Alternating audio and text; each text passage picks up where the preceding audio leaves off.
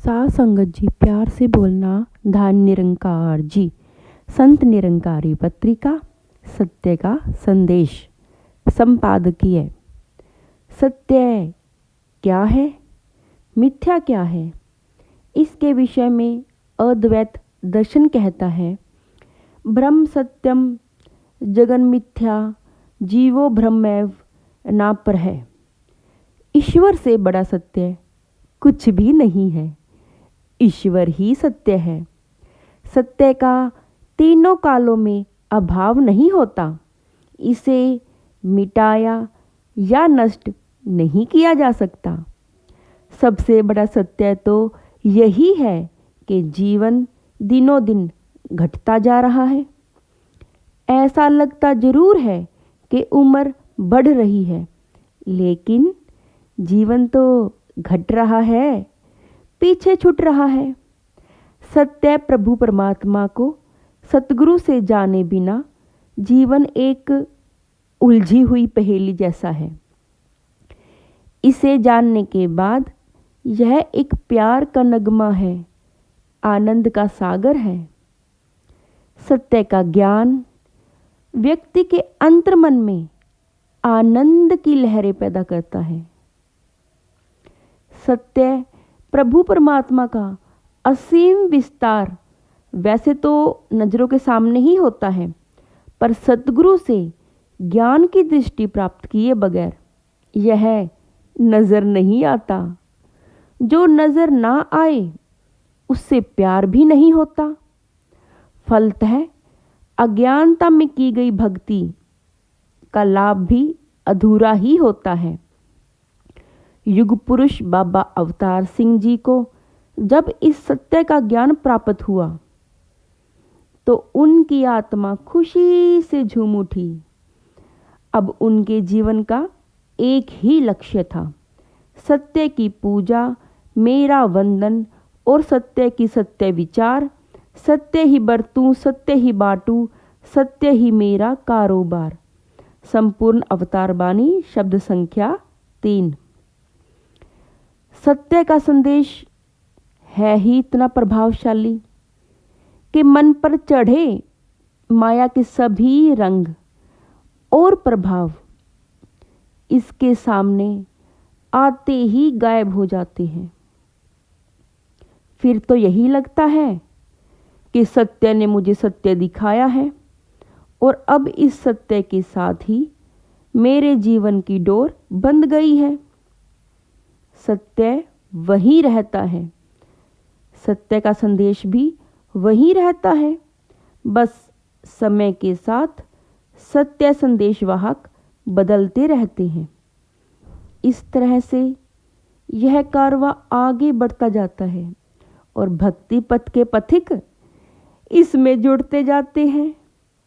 सदियों से की जा रही कल्याण यात्राएं सत्य संदेश को जन जन तक पहुंचा रही हैं। भगवान श्री राम की कल्याण यात्रा 14 वर्ष के वनवास के रूप में हुई, जो हनुमान, सुग्रीव, अंगद, शबरी आदि कितने भक्तों को सत्य के साथ जोड़ती चली गई। सत्य संदेश देने का मूल आधार हमेशा से ही ब्रह्म ज्ञान ही रहा है। संत निरंकारी मिशन के इतिहास को देखें तो बाबा बूटा जी लोगों से प्राय एक ही प्रश्न किया करते थे कि आप अपने पिता को जानते हो, और फिर वो उसे इस सत्य के साथ जोड़ देते थे।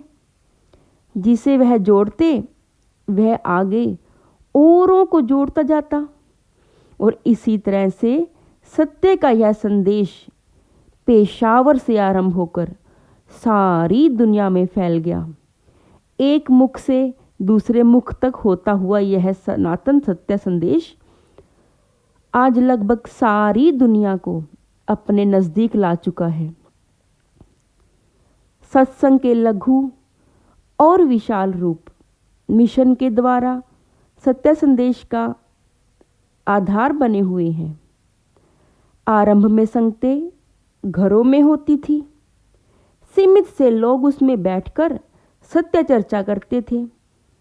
1948 में थोड़े से ही संतों की उपस्थिति में पहला निरंकारी संत समागम दिल्ली में हुआ और फिर हर वर्ष दिल्ली के अलग अलग स्थानों पर हुई इसकी पुनरावृत्ति का परिणाम है आज समालखा का यह विशाल संत समागम।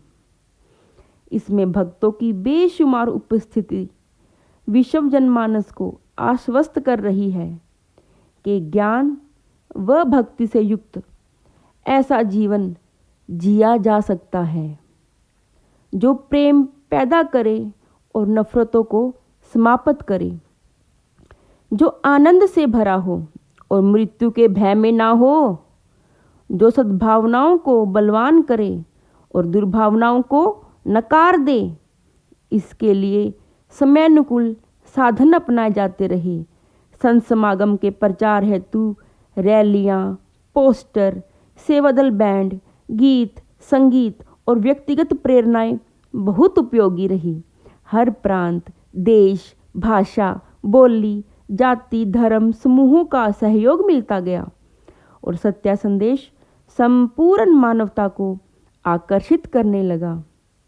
77वां निरंकारी संत समागम सत्य संदेश देने का एक गौरवशाली आध्यात्मिक पड़ाव है जो आदर्श विश्व की संरचना का संकल्प लिए प्रेम और विश्व बंधुत्व का सुंदर रूप प्रस्तुत कर रहा है।